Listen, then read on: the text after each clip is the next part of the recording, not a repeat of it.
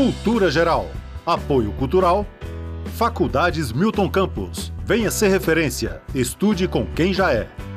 Instituto Santa Terezinha. Ensinando com qualidade. Mais de 40 anos de experiência em ensino fundamental.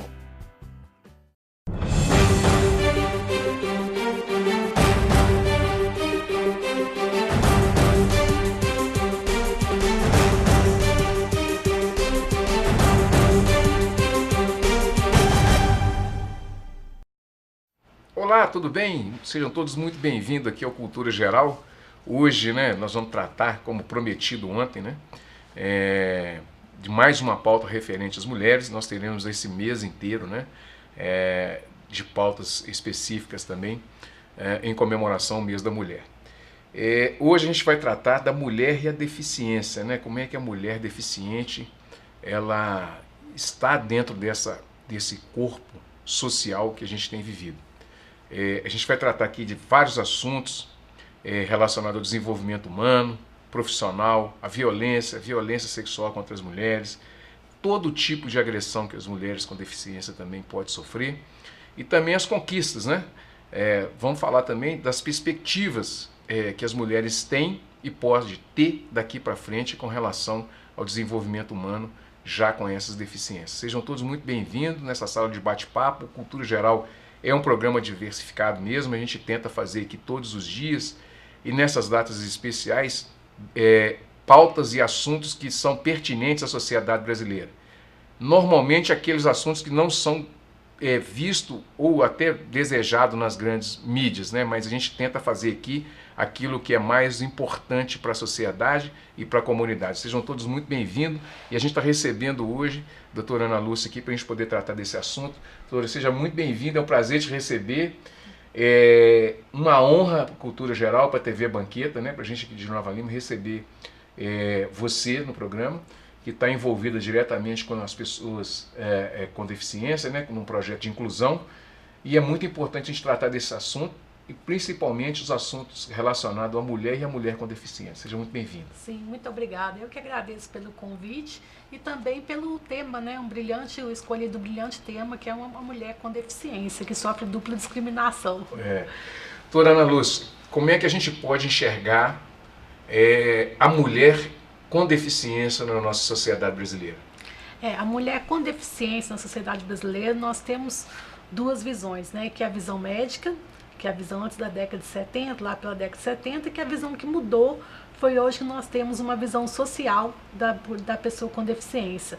Então, com as garantias de direito, com as legislações que entraram em vigor, como a Convenção sobre o Direito das Pessoas com Deficiência, a Lei Brasileira de Inclusão, que entrou em vigor recentemente no Brasil, a mulher conseguiu muitos direitos. Então nós temos hoje muitos direitos. A mulher é uma mulher que vai à luta, é uma mulher que sabe que tem capacidade, mas é que eu falo, tem que haver mais políticas públicas para que ela possa alcançar os seus direitos. Porque lei nós temos, normas nós temos, o que nós não temos é a concretude dessas leis, dessas normas. Mas é uma mulher que hoje ela se vê capaz, ela se vê bonita, ela se vê inteligente, ela se vê na sociedade, ela se vê como qualquer outra mulher. Então é isso que eu vejo hoje nas mulheres com deficiência. Elas são bonitas, elas trabalham, muitas têm a sua independência, dirigem, Mas que nós temos também aquela outra mulher que fica em casa, principalmente no interior, que é uma mulher que necessita de assistência social, mas que tem que ter essa política também perpétua, Uma política perene para essas mulheres. Então é isso. Nós temos desenvolvido bem as políticas públicas voltadas para a pessoa com deficiência no Brasil e como é que a mulher fica nesse meio? Então, a política pública, na minha visão, ela vem caminhando. Ela vem caminhando na medida também que há participação de pessoas com deficiência na implementação da política pública. Hoje as pessoas com deficiência são ouvidas, o que não era anos atrás. Anos atrás, quem falava pela gente? O médico e o educador. Hoje não, com a Convenção sobre o Direito das Pessoas com Deficiência que entrou em vigor em 2008, há um lema, que é nada sobre nós sem nós. Ou seja, não se fala nada de pessoa com deficiência sem que a pessoa com deficiência esteja envolvida. Tanto que a convenção foi criada também por pessoas com deficiência na ONU. A ONU, né, elaborou essa convenção e os estados ratificaram, inclusive o Brasil. Então, com essa participação social das pessoas com deficiência, inclusive da mulher com deficiência, então eu acho que a política avançou, né, nós estamos avançando muito, mas o que falta eu repito, é a concretude, é colocar em prática aquilo que está na norma. Né, e também com essa participação das pessoas com deficiência, porque são elas que vão falar, olha, você tem que seguir este caminho, o que nós necessitamos agora é disso, o que nós necessitamos de uma tecnologia, que nós necessitamos da questão da saúde. A mulher hoje, ela reivindica, por exemplo, muito a questão da saúde, o que eu já ouvi em debates, é aquela cama para quando você vai no seu médico, e aquela cama que ela tem, ela é tipo um elevador, ela levanta, ela sobe para quê? Para facilitar a pessoa com deficiência e sentar na cama e ser examinada, né, pelo seu ginecologista. Então as mulheres, olha só como a política avançou, né? A gente falaria isso há anos atrás? Não, era até tabu. Hoje em dia falamos, hoje em dia as mulheres com deficiência estão ficando grávidas, estão tendo filhos, né? Eu tenho uma amiga que ela estava com um barrigão de 9 meses na Afonso Pena, e uma mulher chegou perto dela e falou assim, nossa, quem fez isso com você? Nossa, um absurdo, vamos para a delegacia, quem fez isso com você? Ela falou, meu marido. Então, assim, as mulheres, isso que é bacana, hoje em dia se discute isso, hoje em dia se discute a fertilização, nós estamos vendo aí, na prática, casais, síndrome de Down casando e tendo filhos. Então, quando anos atrás se discutiria isso, nós víamos isso, porque muitas vezes se existia, era escondido, né? Hoje não, está aí, né, para todo mundo ver. Então, assim, a política avançou, mas ainda falta muita coisa. Eu acho, assim, sinceramente, que sempre vai faltar. E isso é normal, porque o ser humano sempre quer mais, né? A modernidade está aí, os avanços estão aí, e a gente sempre vai querer mais. Isso é normal em qualquer sociedade, em qualquer país. Dona Ana Luz, preconceito. Como é que a gente pode enxergar o preconceito? Porque ele existe para as pessoas, e aí eu queria colocar um outro fator. Vai faltar alguém nesse lugar de fala que é uma pessoa com deficiência negra, mas o preconceito e o preconceito da mulher com deficiência negra. Aí nós temos um público que tem que ser trabalhado, né, de uma forma múltipla, de uma forma interdisciplinar, com a intersetorialidade que a gente fala muito na política, né, porque nós temos realmente mulheres negras, idosas, nós temos mulheres negras, idosas, lésbicas. Então o que a gente vai fazer? A gente vai ignorar? Não. Como que a gente vai trabalhar? Uma mulher idosa, negra, chega no órgão público querendo alguma assistência, né? E eu já vi, assim, os desesperos de servidores desses órgãos. Não, mas ela é deficiente, ela é idosa, como que a gente ajuda? Então, assim, é uma realidade que a gente já está enfrentando. E são múltiplas discriminações para essa pessoa. Múltiplas discriminações, e é o que eu digo, que deve ter uma assistência para essas pessoas, sim. A gente tem que pensar nesse público como um público que já está batendo, ou seja, já bateu as nossas portas e necessita de toda uma política pública voltada para ela. Violência contra a mulher com deficiência existe? Muito, muito. Mas os dados concretos que não existem, infelizmente. O que nós temos a questão da violência contra a mulher com deficiência é um outro dado, principalmente do Ministério da Saúde, que através de notificações em hospitais, ele tem um sistema de notificações em hospitais, é um dado sigiloso, mas que eles soltam para determinadas emissoras ou algum que de imprensa que necessita esses dados, eles soltam. Mas não é um dado muito eficaz. Por que também não é? Porque a gente, através desses dados, em um ou outro que é coletado de forma muito esparsa, nós observamos através de estudos, através de cursos e palestras em várias partes do país, que a violência contra a mulher com deficiência é muito maior do que se imagina. Mas a mulher com deficiência, ela não denuncia, muitas vezes não denuncia. Porque aquela violência é praticada pelo seu próprio familiar dentro de casa. É praticada por aquela pessoa que ela necessita para sobreviver. Aquela pessoa que cuida dela 24 horas. Então nós temos aí um alto índice de violência doméstica contra a mulher. Não estou falando só de violência física, violência psicológica. Nós temos aí estupro, principalmente mulheres com deficiência intelectual, que às vezes também não sabem discernir isso. E elas são estupradas muitas vezes pelo seu próprio familiar. Então, assim, nós temos essa preocupação, nós sabemos, todos têm ciência disso, mas não se tem um dado muito concreto para se fazer uma política pública. Porque se denunciar, a mulher vai lá, denuncia numa delegacia, mas ela volta para casa. E o agressor está dentro de casa. E o agressor fica sabendo que ela denunciou. E aí? Como que essa mulher fica? Ela tem que ser encaminhada para um órgão que tenha acessibilidade, que tenha cuidador. Até quando que esse órgão vai ficar com essa mulher? Então, assim, a gente hoje tem que se trabalhar, é o que a política trabalha, na autonomia e independência. Mas nós temos que também ver a especificidade de uma pessoa com deficiência. Né? Eu sou pessoa com deficiência física. Todas as pessoas com deficiência física não são iguais a mim. Eu também não sou igual a elas. Então, assim, a gente tem que ter isso em mente. Né? Então, vai ter pessoas com deficiência que necessitam de cuidados 24 horas, que necessitam de ajuda. Outras nem tanto. Então, é isso que a gente tem que se trabalhar também. Por isso que é importante ouvir as próprias pessoas com deficiência. A tecnologia, ela pode ser uma aliada das pessoas com deficiência? Muito.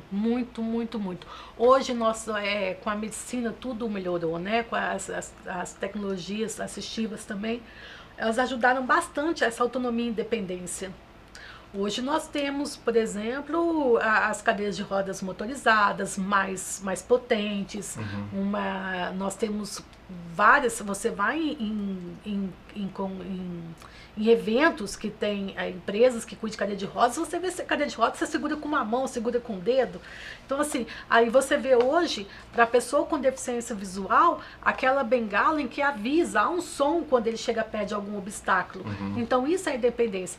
Mas, para isso, tem que haver maior facilidade para acesso a essas tecnologias assistivas, porque nada adianta a pessoa ter essas tecnologias sem que a pessoa com deficiência possa alcançá-la. Isso é acessibilidade.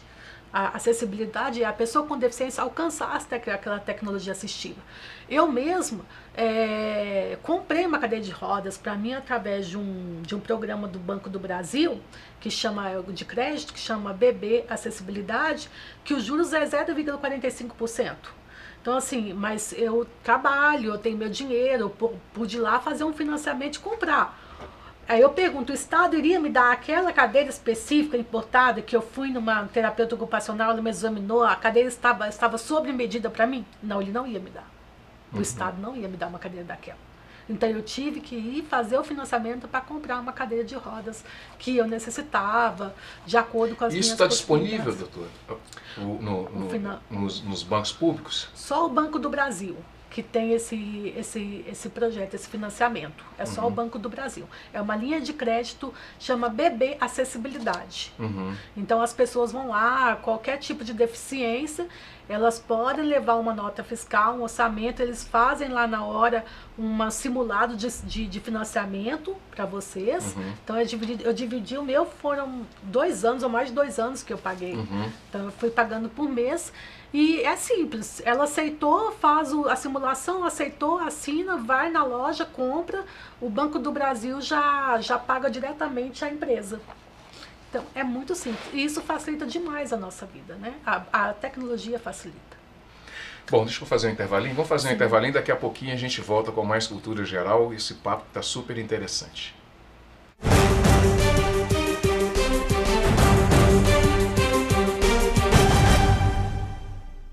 Cultura Geral. Apoio Cultural. Faculdades Milton Campos. Venha ser referência. Estude com quem já é. Instituto Santa Terezinha. Ensinando com qualidade. Mais de 40 anos de experiência em ensino fundamental.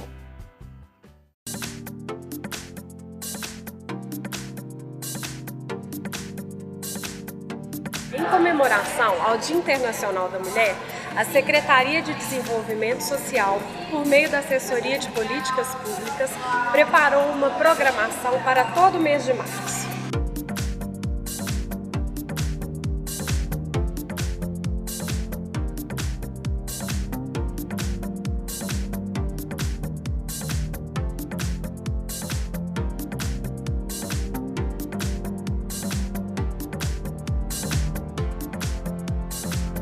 olhar a glicose, olhar a pressão. É muito importante para a mulher fazer esses exames, né? Minha glicemia tá ótima, e a pressão também. E melhor ainda que minha glicose está 89. Toda a programação está disponível no site da Prefeitura, novalima.mg.gov.br. Vai lá! Quanto mais mochilas se fecham, mais oportunidades se abrem para todos. Sua colaboração não financia só mais um caderno. Quando você doa, dá a chance para milhares de crianças e adolescentes continuarem estudando. Colabore e veja como você constrói essa história. lbv.org/nota 10. Proteger a infância é acreditar no futuro. Apoio TV Banqueta. Cultura Geral. Apoio Cultural.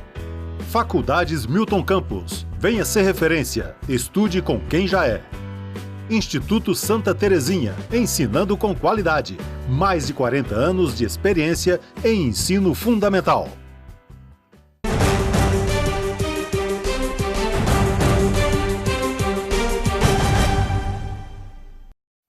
Bom, de volta com o programa Cultura Geral. A gente está tratando aqui das mulheres com deficiência, mas hoje eu vou fazer um recorte, né? Eu preciso fazer um recorte desse grande cientista, esse grande pensador do mundo moderno que foi Steve Hawking. Doutora Ana, o que significa o Steve Hawking para a gente? Superação. Superação, capacidade e buscar o sonho, realizar o sonho dele. Então é isso que eu vejo nesse grande homem, nesse grande cientista. Ele acreditou em algo e foi atrás, com toda limitação.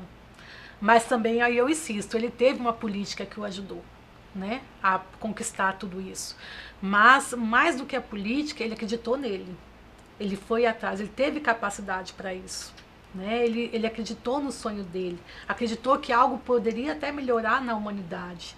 E isso, para mim, é fundamental em qualquer pessoa, não só para pessoa com deficiência, mas em qualquer pessoa. Eu falo isso para as pessoas. Acredite em você, em primeiro lugar. Né? Se ame em primeiro lugar. E eu acho que é isso que ele ensinou para muitas pessoas. Ele deixou um legado aí de superação também. Inteligência artificial. Como é que a gente pode enxergar isso e como é que nesse mundo da inclusão a gente poderia entender todo esse contexto da inteligência artificial?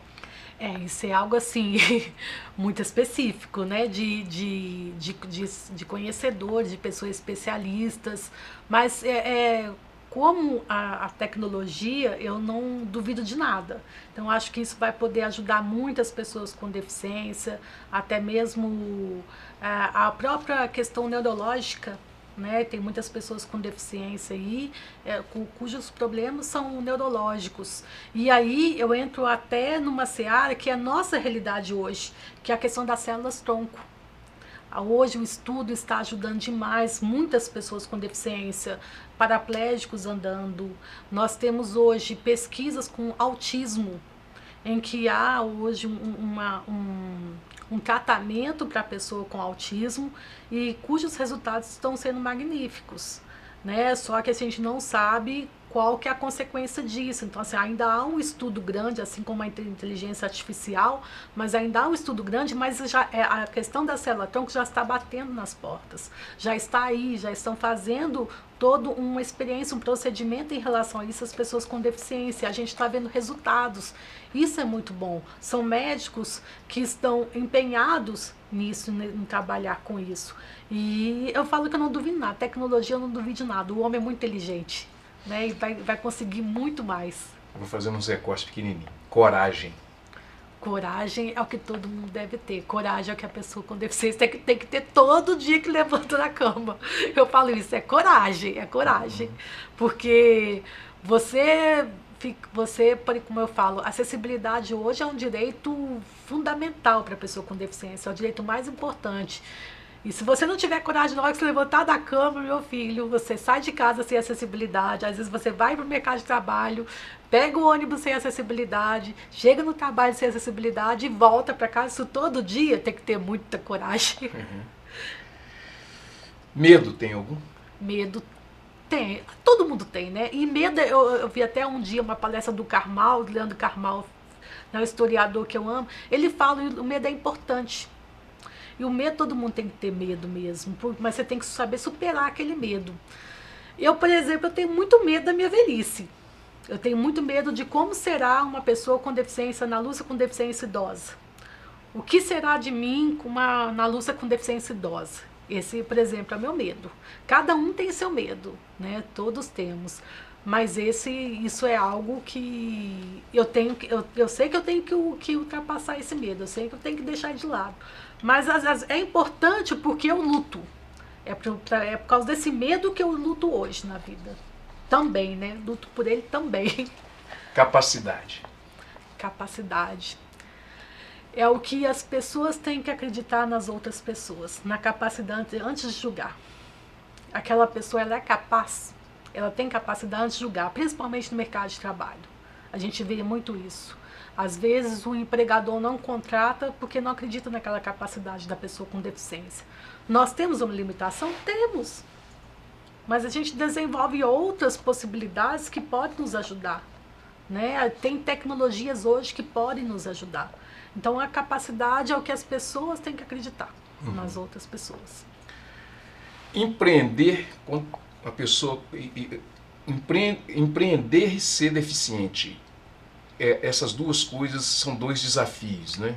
Dois desafios para a pessoa com deficiência, sim. E hoje temos muitas pessoas com deficiência empreendedoras, muitas. Daniel Cruz, meu amigo, advogado de startup, esteve aqui no programa. Isso, né?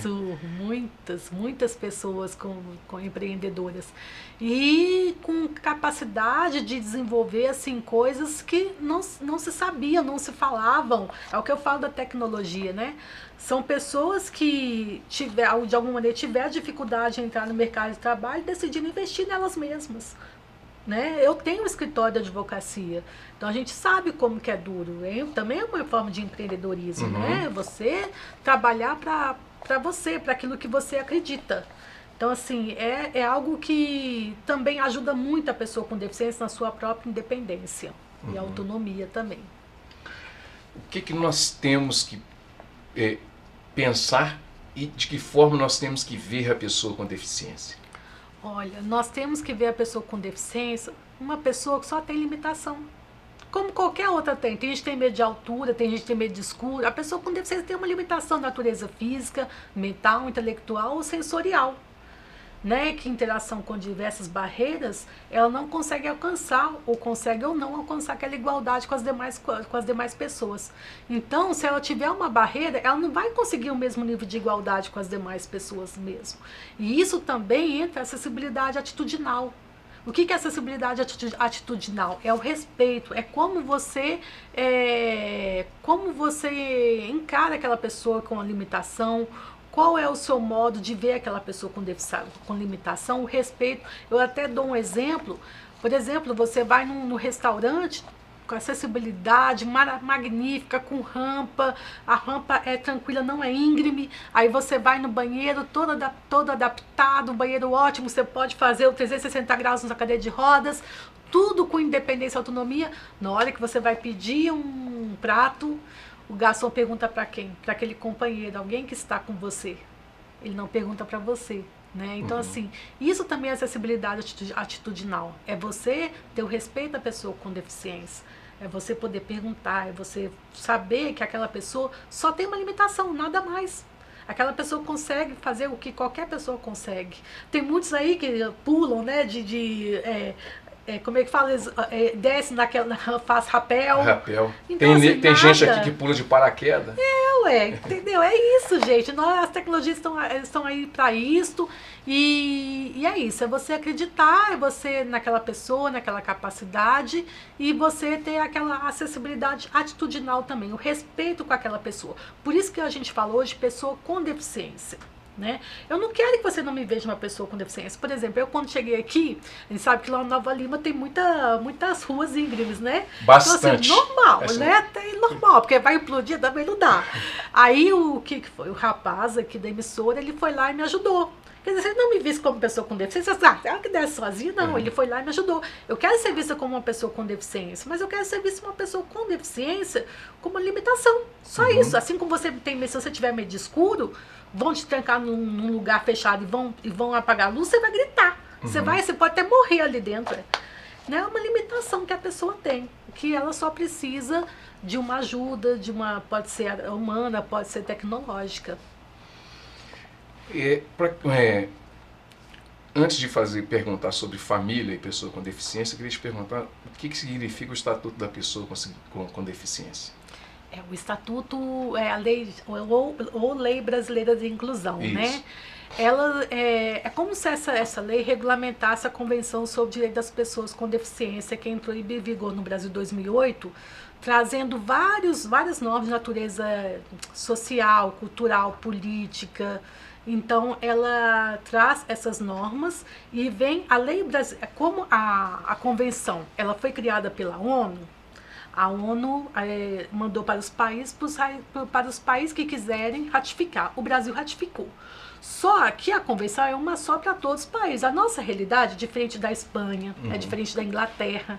Então, cada país ele tem que se adequar àquela convenção, ele tem que regulamentar aquela convenção de acordo com a sua realidade, de acordo com a sua Constituição. Lembrando que a convenção é como se estivesse inserida na nossa Constituição Federal. Ela tem status de emenda constitucional. Então, foi isso que o Brasil fez com a Lei Brasileira de Inclusão. Vamos regulamentar a convenção.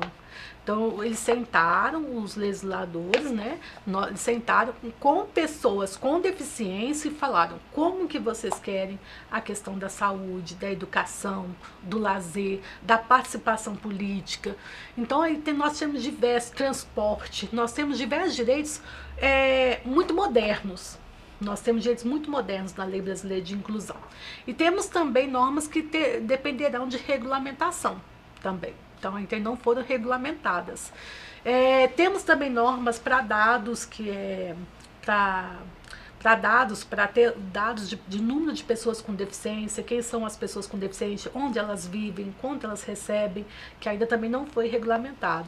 Então, assim, é algo para a gente que é um divisor de água aqui no Brasil também, porque foi uma lei produzida por pessoas, né, com deficiência. Inclusive com legisladores com deficiência. Aquele legislador em que nós votamos e que tem deficiência também, né, representando realmente esse segmento. Bom, para a gente poder encerrar o programa, como é que a gente pode entender a família, a pessoa com deficiência? Queria fazer um recorte nessa pergunta, que eu tenho um psicólogo amigo meu que trabalha na Faenol, que é aqui uma escola, né?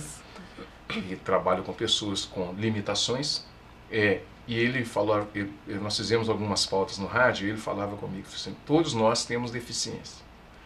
Algumas não são deficiências, todos nós temos necessidades, né? Ele não gosta de chamar de deficiência, mas de necessidades.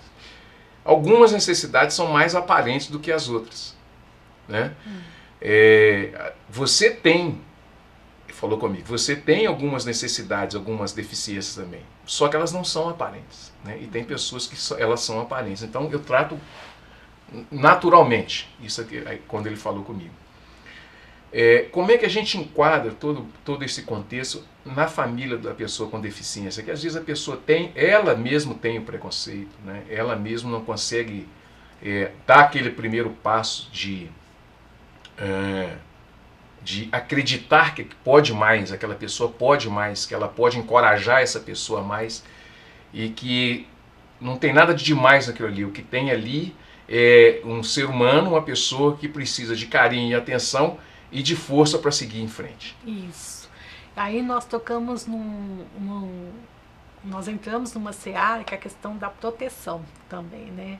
A gente não pode confundir as coisas, porque eu trabalho com mães que têm filhos com autismo, então eu vejo isso muito nítido. E assim também foi lá em casa. A gente sabe, quando a mãe tem uma pessoa com deficiência, a mãe tende a proteger mais aquela pessoa com deficiência. É normal, né? Agora, até o grau dessa proteção. Qual é o grau dessa proteção em que você impede seu filho de caminhar? e que você não enxerga a capacidade do seu filho.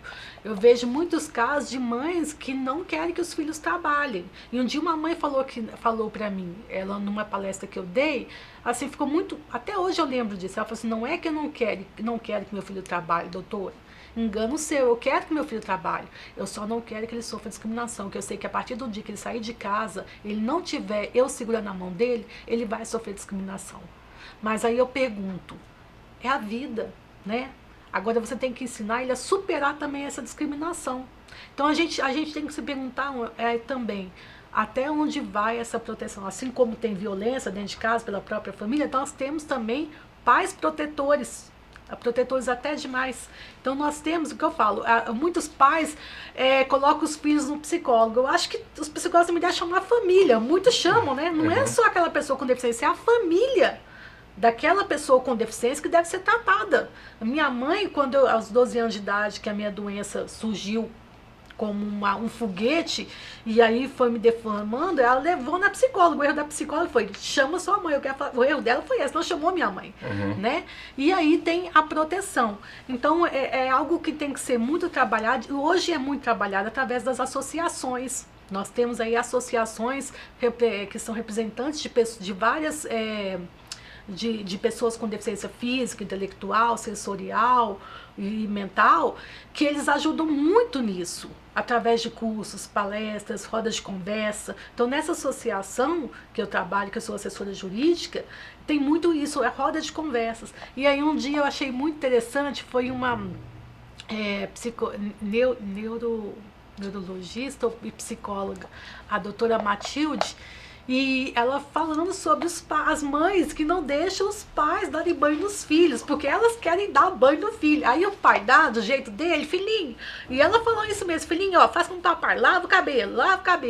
E o menino lava do jeito dele, né? Mas o pai deixa o menino ter autonomia. Aí chega lá a mãe e fala assim, mas o cabelo não ficou bem lavado. Então, porque não fui eu que lavei. Então, assim, é isso que tem que ser trabalhado hoje com as famílias. De um lado, a violência, né? Ter todo também um estudo para isso, um preparo para isso. E do outro lado também a superproteção dos pais, para que isso não impeça que a pessoa com deficiência se desenvolva. Bom, chegamos ao final aí do programa Cultura Geral. Foi um grande prazer e amanhã estaremos de volta com mais Cultura Geral.